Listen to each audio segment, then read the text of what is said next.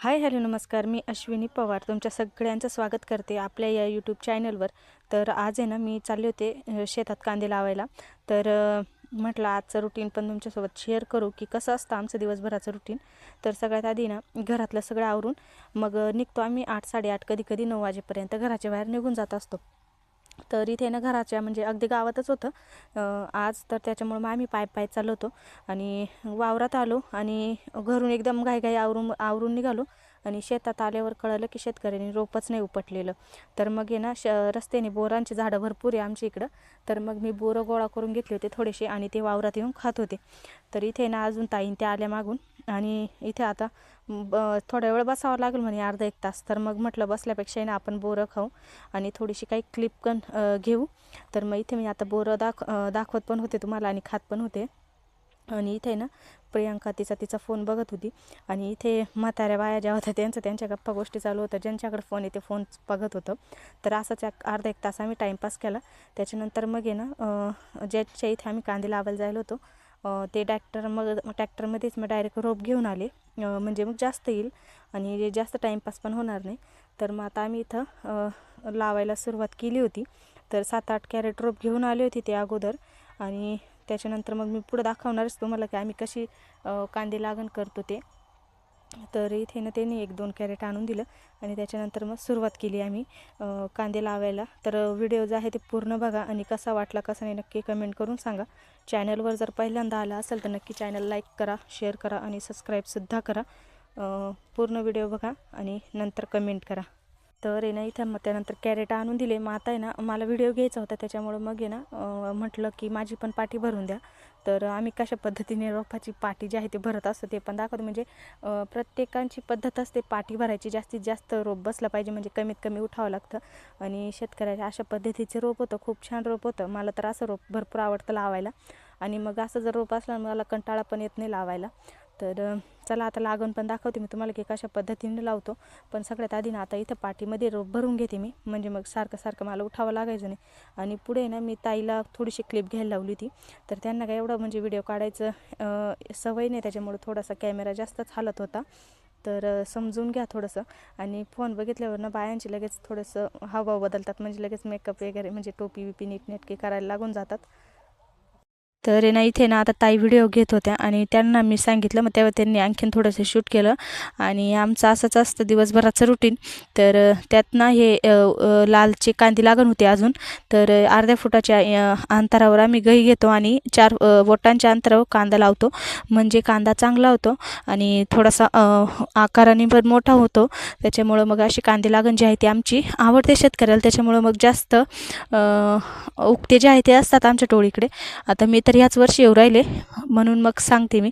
आणि अशा पद्धतीनं होतं माझा वाफा लागला होता. तर मग मी मागून थोडंसं शूट घेतलं व्हिडिओसाठी. आणि आता याच्यात दुसऱ्या वाफेमध्ये स्टार्ट करायचं होतं. तर मग आता मी तुम्हाला इथे ना थोडासा दांड लावून दाखवते. दांड पण आहे ना असंच एकाखाली 1-2 कांदे आणि 4 बोटाच्या अंतरावर असं लावत असतो. तर एका हाताने व्हिडिओ काढून दुसऱ्या हाताने म्हणजे लावणं थोडं अवघड होत होतं. पण मग केलं मी थोडंसं शूट. आणि त्यानंतर मग काही जास्त शूटच केलं नाही. कारण प्रत्येकाला वाफ्याचं पडतं आणि त्याच्यामुळं मग आहे ना जास्त काही शूट झालं नाही माझ्याच्याने. जितकं झालं तितकं शूट केलं. आणि त्यानंतर मग आमची जेवायची सुट्टी होती.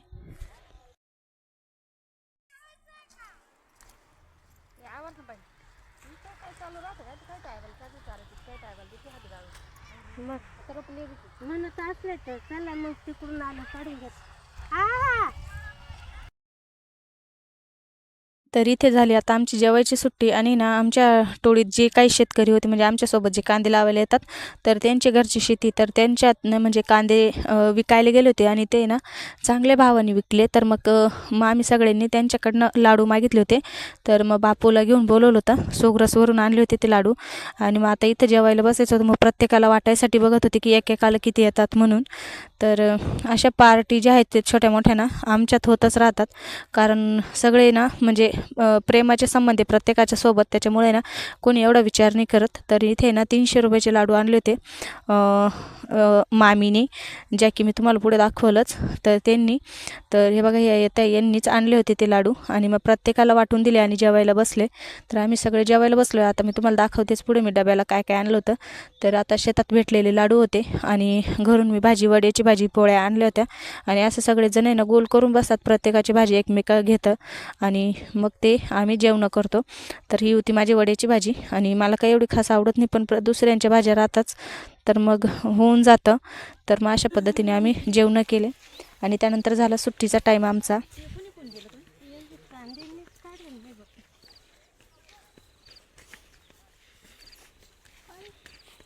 आता आहे ना एक ठिकाणी मिरच्यांचा बाग आहे, तिथं सगळ्या बाया मिरच्या घ्यायला चालल्या आहे आम्ही. हे बघा दाखवते मी तुम्हाला मिरच्या.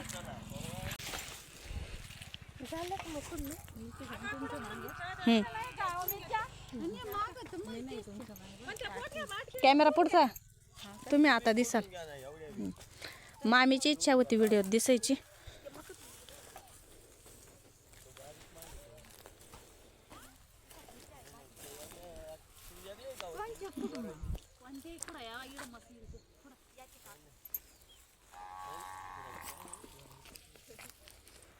घ्या तोडून आता, ज्याला जितक्या लागतील तितक्या. या बाई इकडे मोठे मोठे आहे पा.